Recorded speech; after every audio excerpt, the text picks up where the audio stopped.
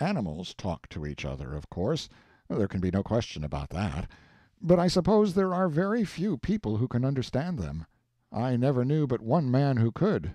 I knew he could, however, because he told me so himself.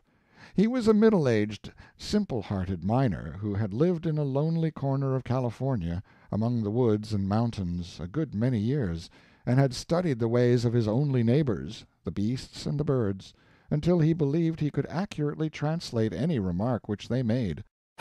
According to Jim Baker, some animals have only a limited education, and some use only simple words, and scarcely ever a comparison or a flowery figure, whereas certain other animals have a large vocabulary, a fine command of language, and a ready and fluent delivery.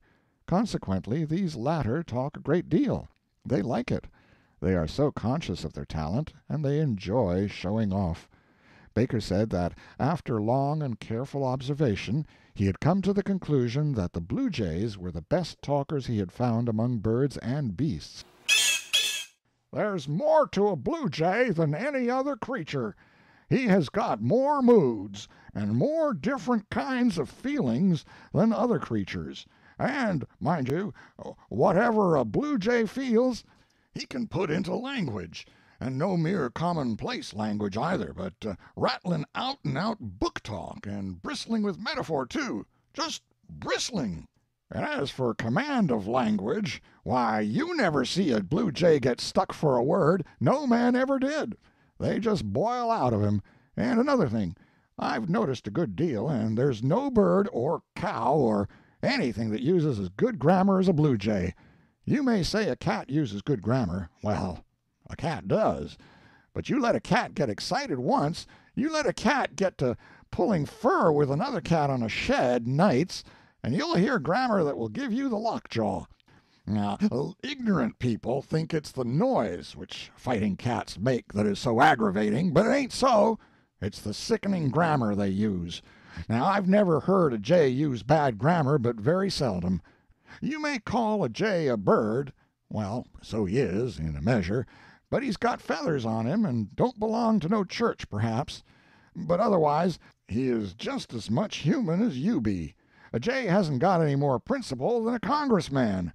A jay will lie, a jay will steal, a jay will deceive, a jay will betray, and 4 times out of 5 a jay will go back on his solemnest promise. A jay can outswear any gentleman in the mines. You think a cat can swear. Well, a cat can, but you give a blue jay a subject that calls for his reserve powers, and where's your cat? Don't talk to me. I know too much about this thing. Yes, sir, a jay is everything that a man is. A jay can cry, a jay can laugh, a jay can feel shame, a jay can reason and plan and discuss. A jay likes gossip and scandal. A jay has got a sense of humor. If a jay ain't human, he better take in his sign, that's all. Hey, what did the blue jay say to the little sparrow on the fence one day? Say, you'll never guess, so I will tell you what I overheard while passing by. The blue jay said, how do you do? Mr. Sparrow, how are you?